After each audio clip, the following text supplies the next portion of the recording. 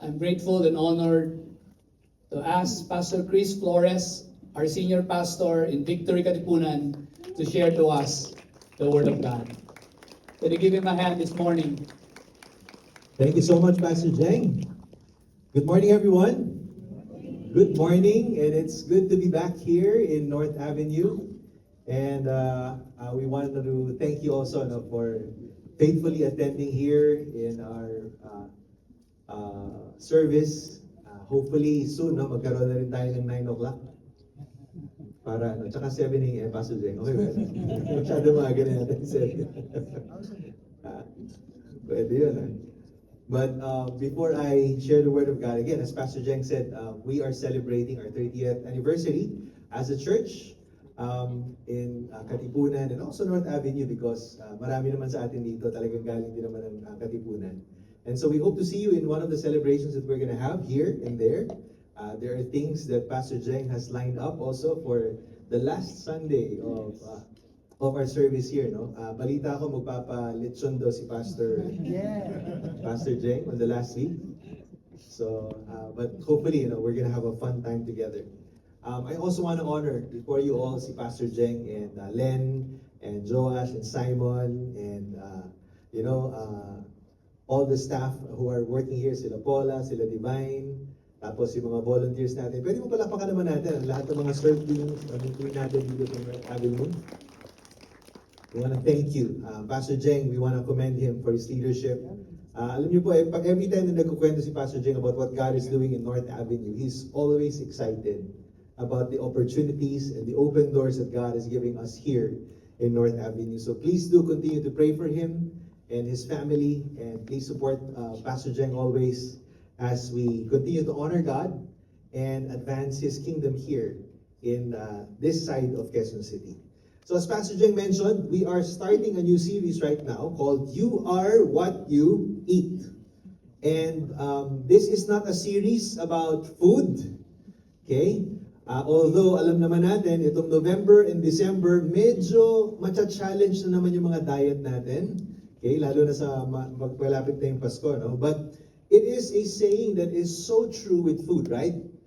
We know that a lot of our doctors, a lot of our nutritionists would always tell us to eat healthy. Tama ba? Earlier this year, we've had a class. Lahat ng mga staff, no? One of our church members who is a nutritionist gave us a 10-week. It's a 10-week course on how to eat mindfully. So tinuruan kami how to eat properly and what to eat, no? So iba yung tinuro, syempre iba rin yung in-apply. Okay, so medyo medyo continuous sanctification ni Lord yung kailangan, ano? But we all know that, right? Even if you've not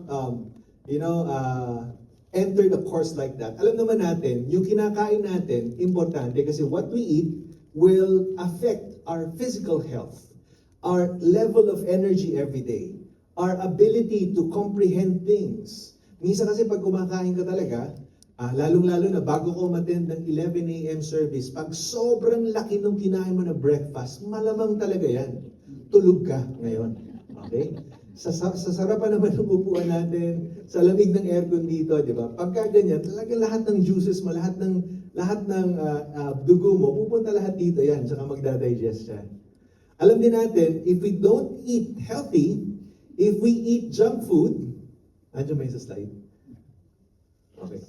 Yan, okay? So, if we eat these very delightful, okay? However, talaga namang sobrang delight, no? Magkakaroon ka ng cardiac delight pagka kinain mo itong mga to. So, pag kinain mo yan, definitely, because they're considered unhealthy, or not whole foods, most likely what will happen to you is you will feel sluggish, you will not have the energy for the day, and sometimes you feel this, di ba? Pag kumain ka ng pizza, parang gusto mo agad gawin, matulog. Kasi ganun yung effect ng mga unhealthy food sa atin. Now, the same principle applies also in our spiritual well-being. And that is why in this series, yes, we will not talk about food, physical food, but we're going to talk about spiritual food that we all need so that we will not be sluggish in our faith, so that we will not be sickly in our faith, so that we will not be lazy with our faith, but instead we will have strong faith. And you all know this, what the spiritual food that God has given us, which is the very Word of God. We need to feed our mind and our heart with the Word of God. Why? Because every single day, whether we are aware of it or not, whether we like it or not, we are all consuming something. And what is dangerous is we become what we consume. Every single day, napakarami natin kinukonsume. Hindi lang food, but even things that are concerning, for example, Facebook, social media, diba? TikTok, Instagram, Threads. Isama mo na dyan yung mga fake news na nakalagay doon sa mga pinapanood natin, di ba? And then, syempre, yung mga favorite natin sa Netflix, Disney Plus, View, and all of these things. Tapos, on top of that, cherry on top pa, lahat ng mga marites, tsaka mga tolits na naririnig natin. So, many of these things that we consume, okay, actually are junk. Tama ba? If you would be honest to each other, a lot of them, we actually can live without. They are junk. However, we are bombarded with a lot of these junk. And sometimes, either unintentionally, we end up consuming all of these things. That has an effect over our hearts, the well-being of your soul, the well-being of your heart and of your mind, and most especially, your faith. It can nourish you for a little bit siguro, no? Pwede ka ma-excite a little bit. But if you would sum it all up in terms of benefit over your life, you would find out that all of these junk that we consume or bombards us daily are 0 calories in terms of spiritual health. So, that is why we're having a series on the Word of God. Hopefully, at the end of this series, this whole month of November, sana po lahat tayo ma-encourage ulit na magbasa ng Bible. Alam ko naman, babasa kayo ng Bible. Tama ba? Yung sino ba dito katabi mo, mukhang sobrang punong-puno ng Bible yan lagi. Yan, okay, so sa atin, ano? So we all need to read the Word of God. It is important for us to feed on it, to read it, to understand it, to apply it in our lives. But before we go there, syempre, this week, pag-uusapan muna natin, itong Bible bang ito, bakit ba natin talaga siya kailangan palang basahin? Some of you might have heard of these questions, okay?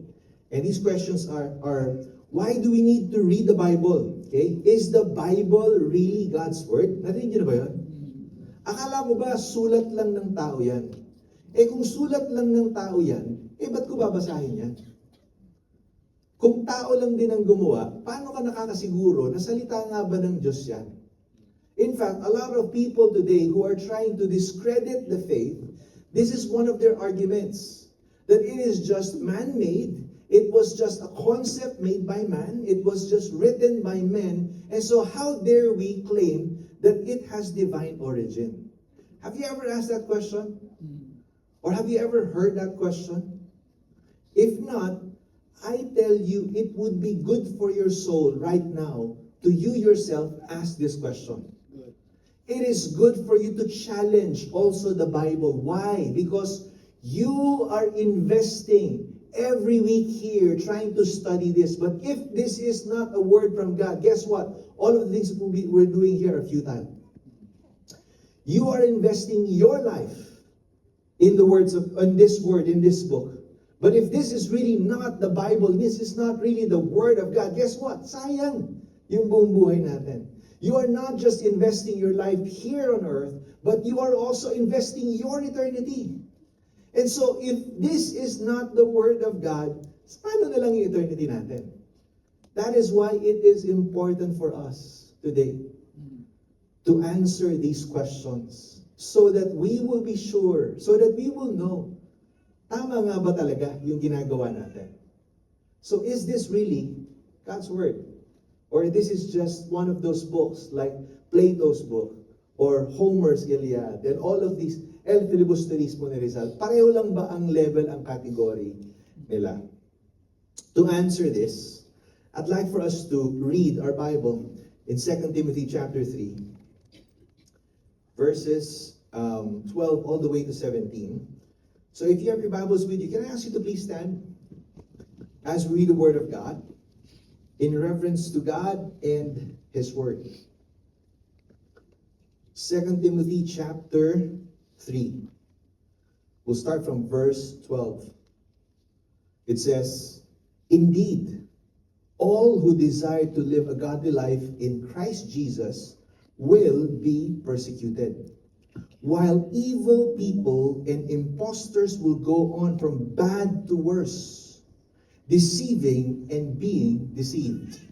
Verse 14, "But as for you," can you say that? "As for you, continue in what you have learned and have firmly believed, knowing from whom you learned it, and how from childhood you have been acquainted with the sacred writings, which are able to make you wise for salvation through faith in Christ Jesus. All Scripture is breathed out by God and profitable for teaching, for reproof, for correction, and for training in righteousness, that the man of God may be complete, equipped for every good work." Let's pray. Father in heaven, we are grateful that you desire to communicate to us. And one of the primary ways that you do so is through this book that we call the Bible.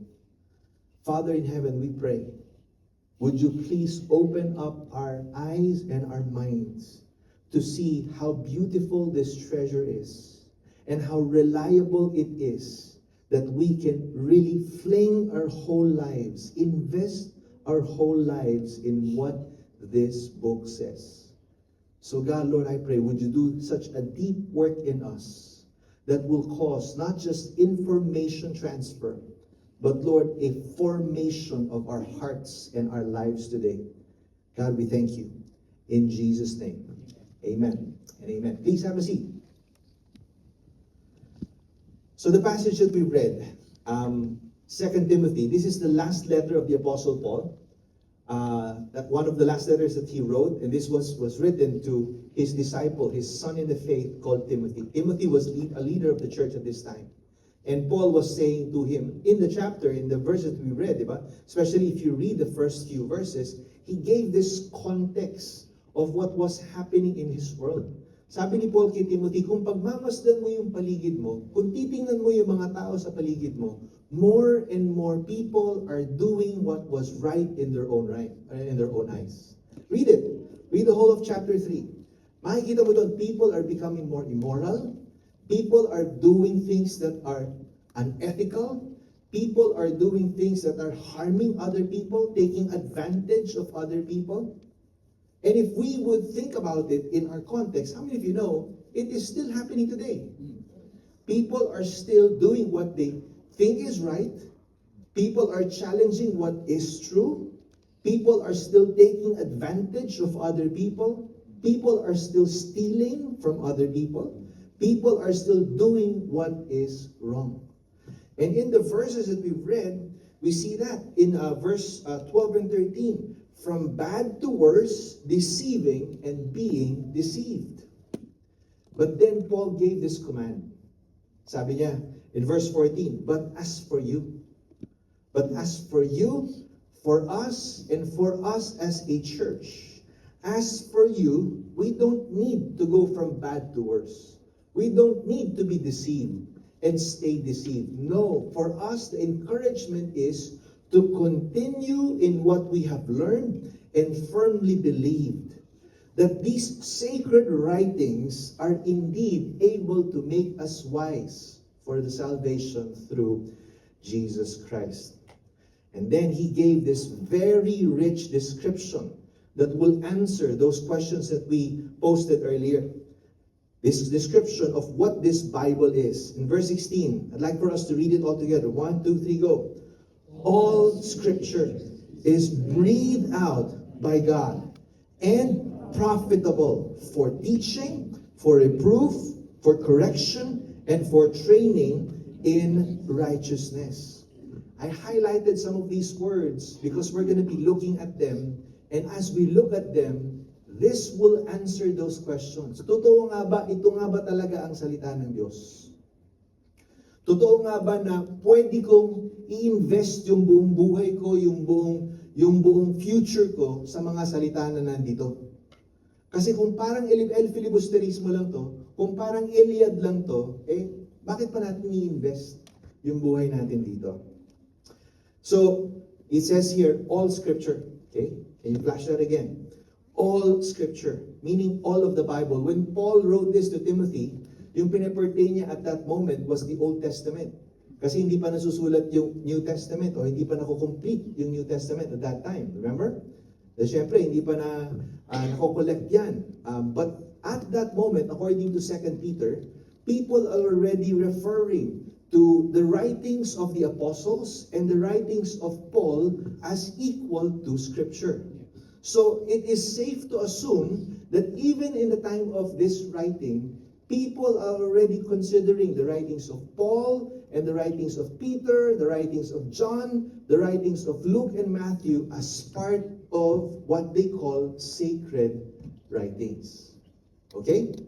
So, we all know this. At that time, these sacred writings, the Old Testament, it's comprised of how many books? 39 books, right?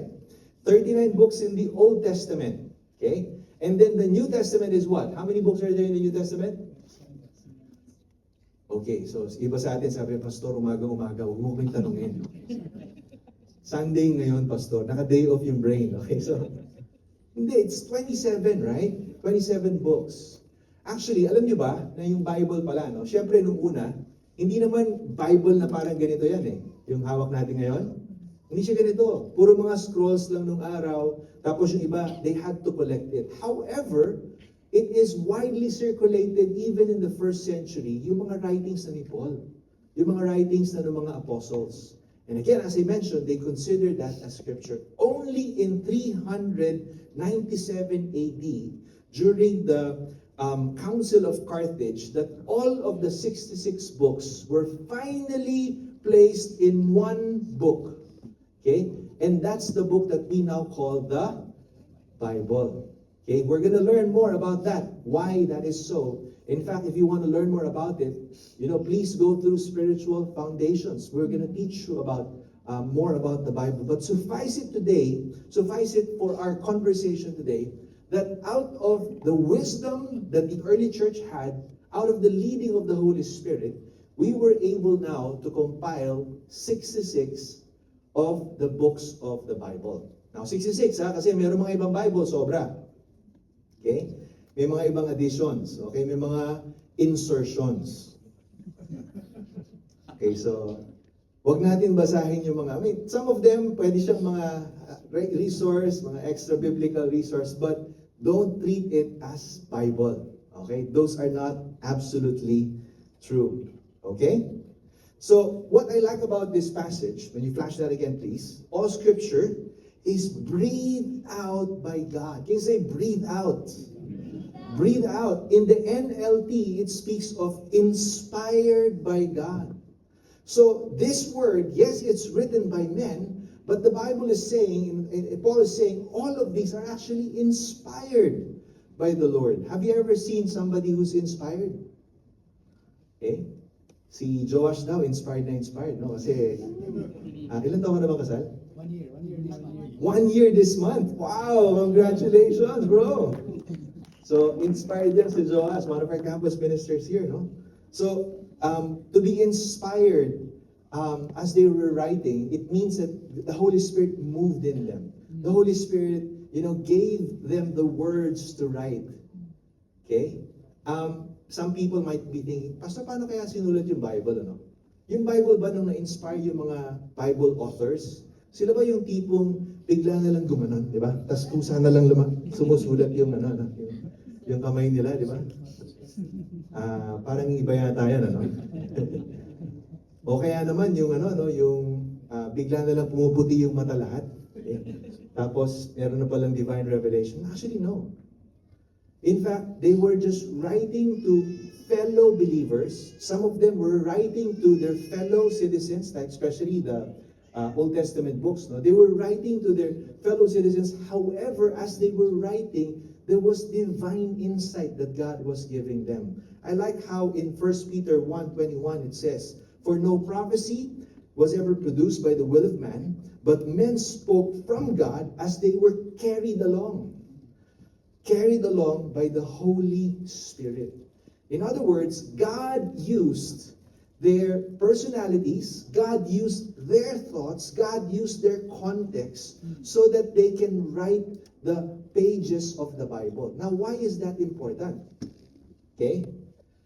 I believe it is because God wants to communicate to us in a way that we also will understand.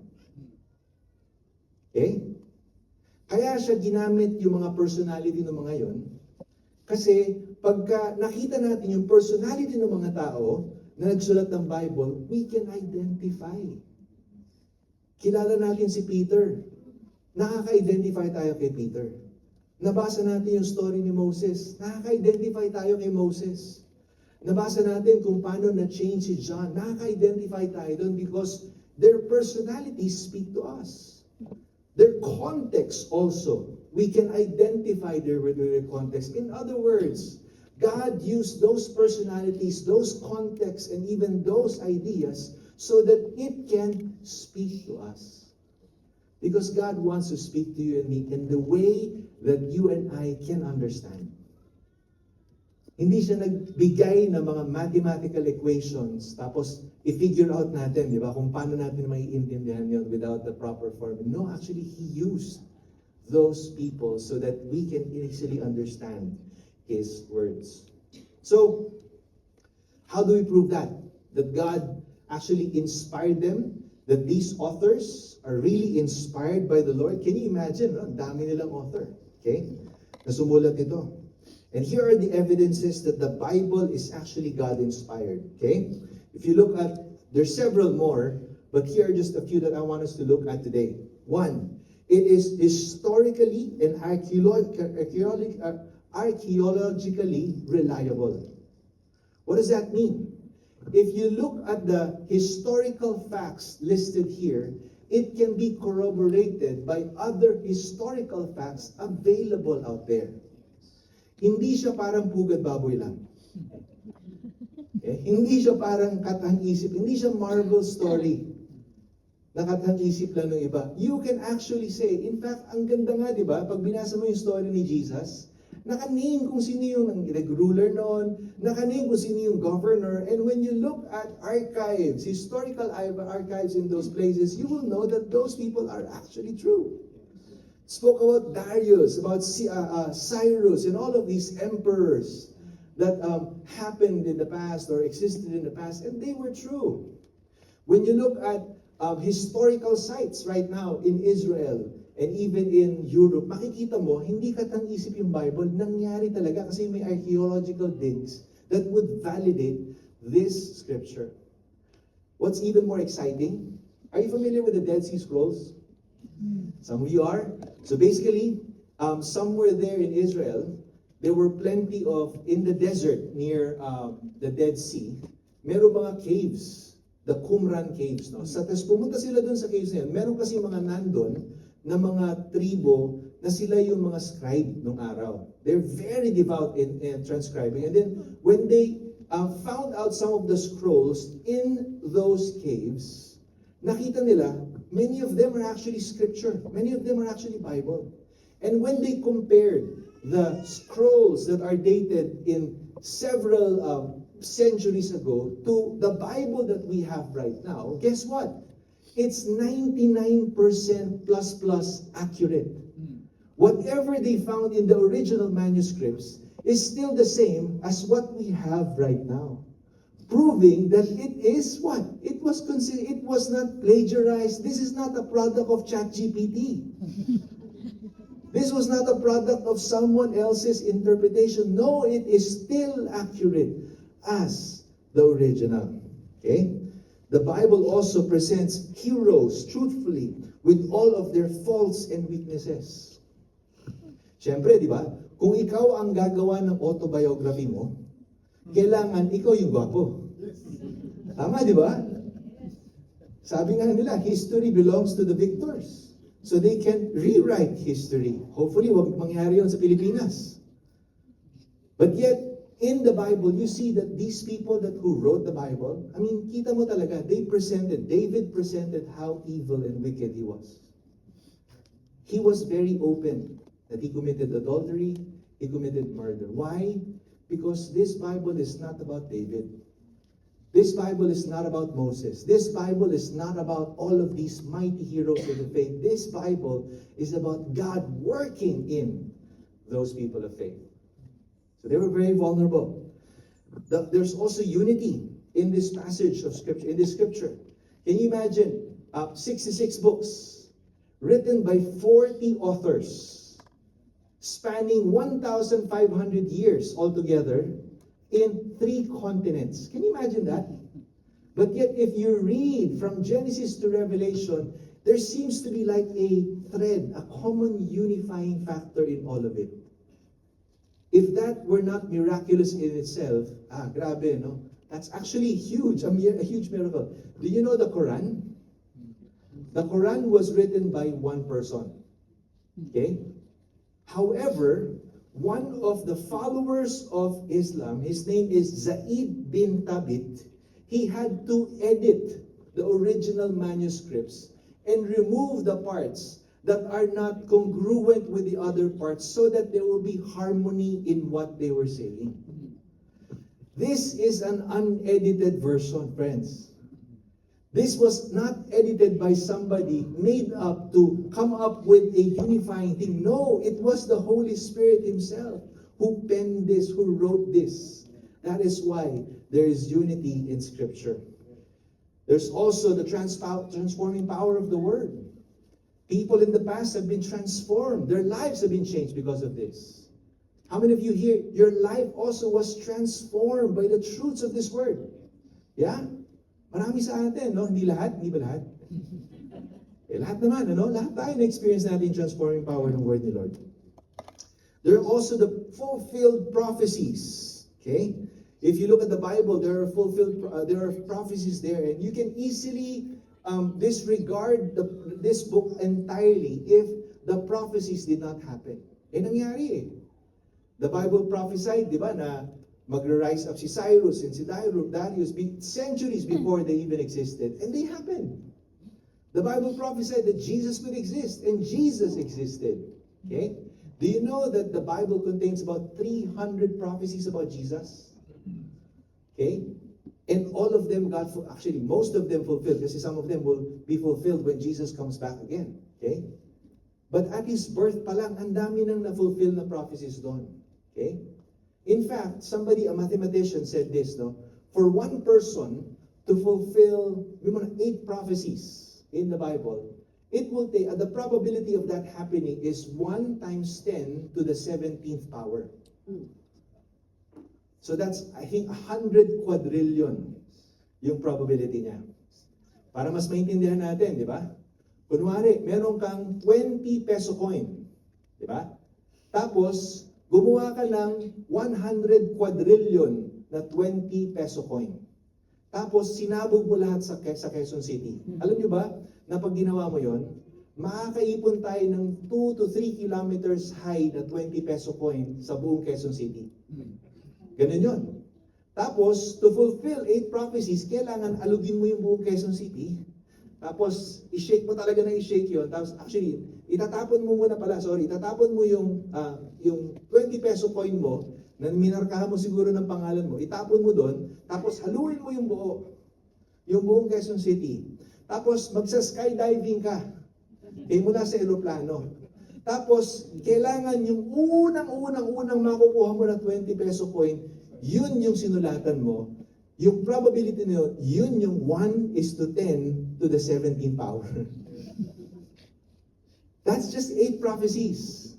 But Jesus performed and accomplished even more prophecies. That's why this is a miraculous book. And friends, it is important that we understand this. This is not a textbook for high school. This is not a college textbook, although those are really good. This is the very word, the miraculous word of God. And then you have Jesus' testimony. Jesus said he valued this, he quoted this. He spoke about Old Testament words, validating the truthfulness of the Old Testament words. But what's even more powerful is this. Jesus himself prophesied about himself. Grabe, no? Lupit. He prophesied about himself that he's gonna die. And he prophesied about himself rising up again after 3 days. And there's no one else in the whole of the earth who did that.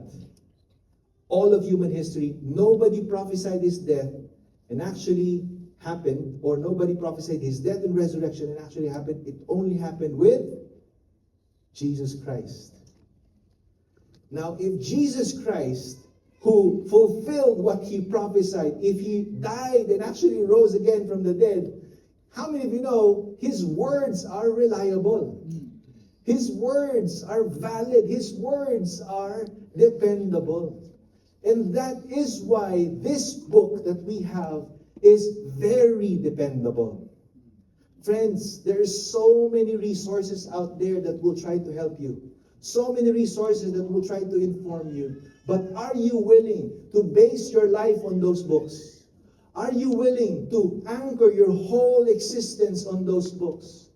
I made the decision personally to anchor my whole life in this. I made the decision to anchor my whole existence in this book of the Bible because I know this is not just an ordinary book. This is the very Word of God. I am investing, I am banking my life here and even my eternity in what God has said. How about you? Where are you basing your life? What is the anchor of your life? What is the foundation, the core of your existence and of your faith? Are you willing to base it on this? The very words of God. I like how Billy Graham said. He said this, no? The Bible has stood the test of time because it is divinely inspired by Almighty God, written in ink that cannot be erased by any man, religion, or belief system. Through the through the many dark ages of man, its glorious promises have survived unchanged. That is because God's word is pure. The beginning and the end. His written word has survived every scratch of the human pen. Love that. And because this is true, I like it. When we go back to 2 Timothy, it says there, it is profitable. Can you say profitable? Profitable. May benefit sa atin yan. May return of investment yan pagka ginagawa natin. For those of you who are businessmen, gusto natin yun, di ba? Yung may return of investment. Yung mga ini-invest mo, yung mga pino-pour-in mo na capital, sana meron kang anihin, meron kang makuha na kita eventually. The same thing is true, my friends, with the Bible. This is a good investment. To read it every single day is a good investment. To read it every single day, it will bear fruit in your marriage. It will bear fruit in your studies. It will bear fruit in your relationship. It will bear fruit in your occupation. It will bear fruit as you parent your kids. It will bear fruit as you help your in-laws and even your mga anak, mga apo. This will benefit us. This has a good return of investment. But kailangan natin basahin. Kailangan natin gawin. Tama ba? Kasi pwede namang alam mo na isang business endeavor, maganda, kikita ka dyan, pero kung hindi ka talaga mag-i-invest, hindi mo may experience yung benefit. Tama ba? Kung hindi ka talaga mag-i-invest. Parang ano yan, di ba? Yung bumili ka ng stationary bike. Kasi alam mo, profitable yung merong stationary bike for your health. Pero kung ang ginawa mo sa stationary, can you show that picture please? Yeah. Is it there? Yeah, is it there? There, yeah, ganda, no? Alam mo na malaking pakinabang yan, ano? Pero kung ang ginawa mo sa kanya, hindi mo sinakyan saka pinadyak. Ang ginawa mo sa kanya, ganito. Yan. Di ba? Ibang return of investment. Yung makukuha natin. So in the same way, we have access to the Bible, friends. In fact, do you know this?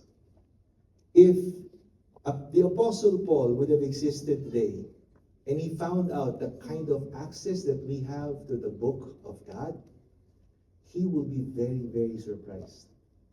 Because in their time, they hardly have access to this.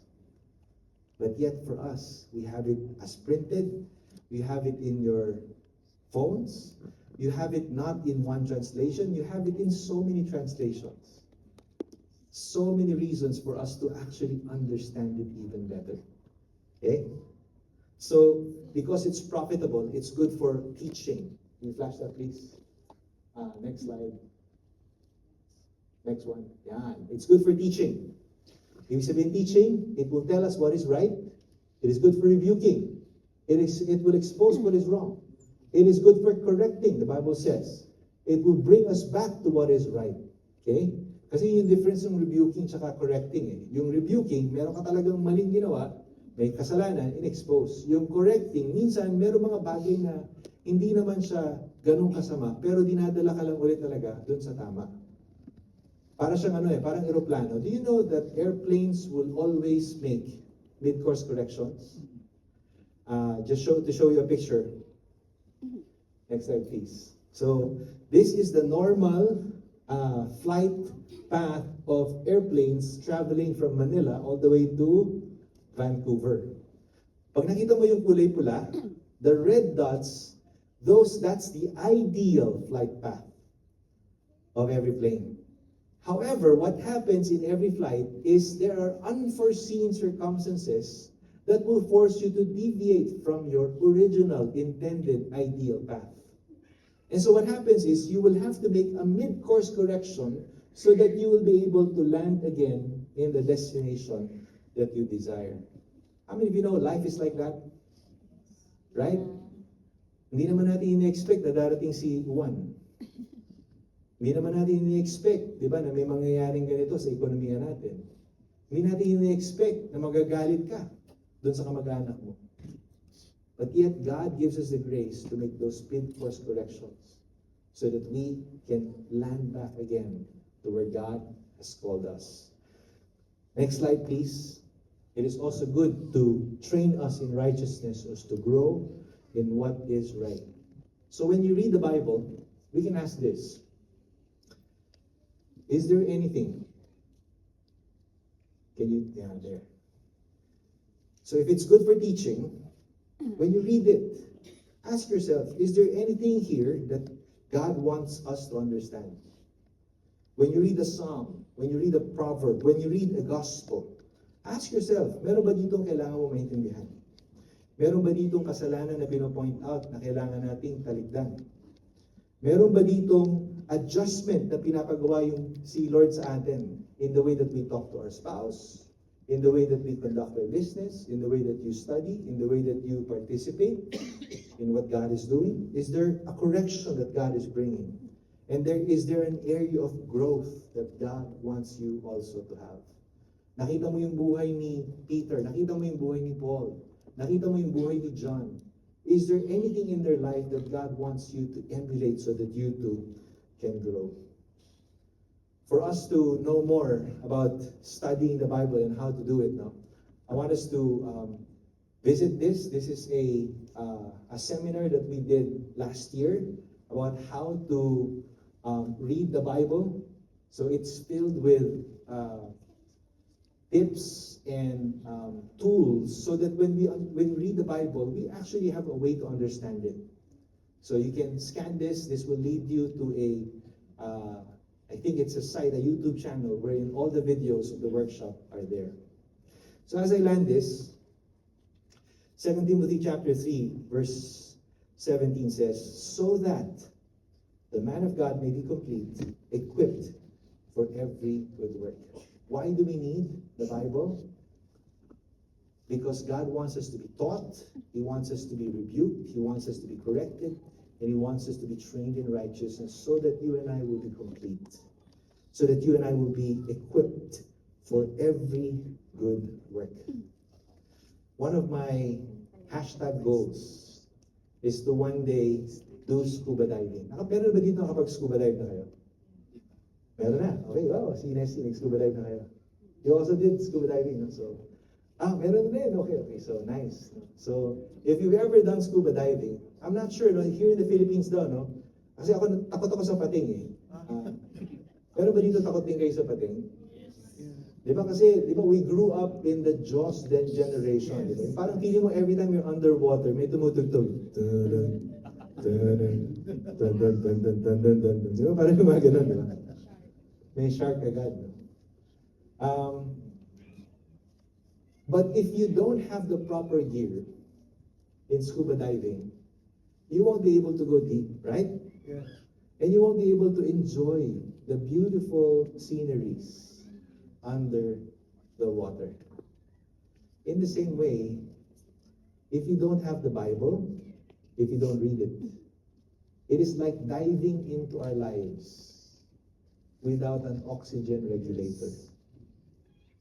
It's like diving into our problems. No wonder why some people feel like they are out of breath a lot of times. No wonder why a lot of people feel like they cannot breathe because of all the problems. Because we don't have the oxygen regulator that God has given us. This Bible is the very breath of God that will give us life, that will give us energy, that will give us wisdom, that will give us the ability to live this life in a way that will honor Him. So as you read the Bible, I want to end this with this verse, and I'd like to ask our keyboard player to get ready. And I'm going to turn this over to Pastor Jane. Why do we read this? It's not to encounter facts. But I like how John put it.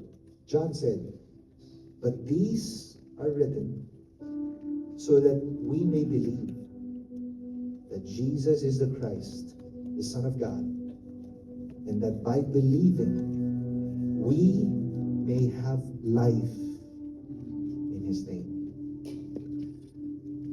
Church, I pray that as we read the Bible, ay 10 minutes lang every day, okay yan. 10 minutes every day is better than 1 hour a week. Okay yan. But as you read it, may you encounter Jesus. May you experience the life that comes from Jesus. More than knowing about facts in the Bible, may you encounter the God who spoke this Bible and breathed on this Bible so that we can experience His breath of life. Amen? Close your eyes with me as we end. Father in heaven,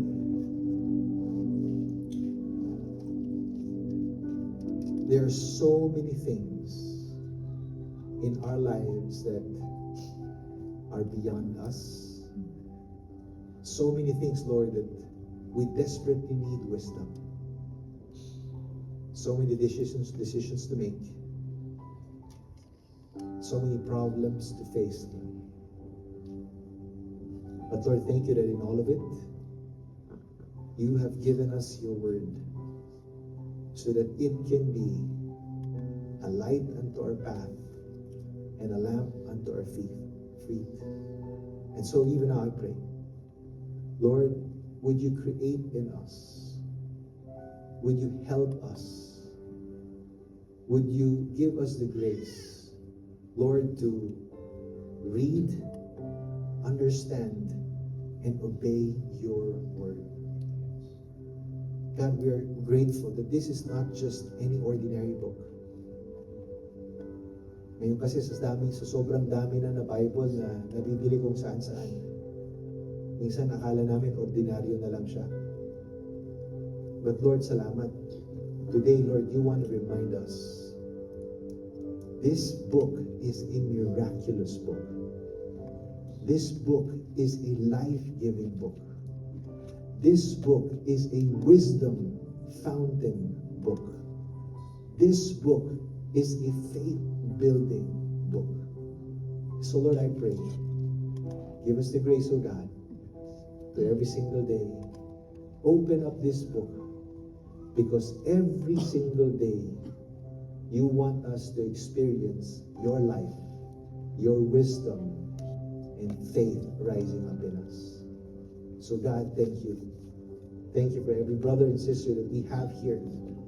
Thank you that you desire for us, oh God, to be a people of the Word. And this we pray and we receive. In Jesus' name, amen.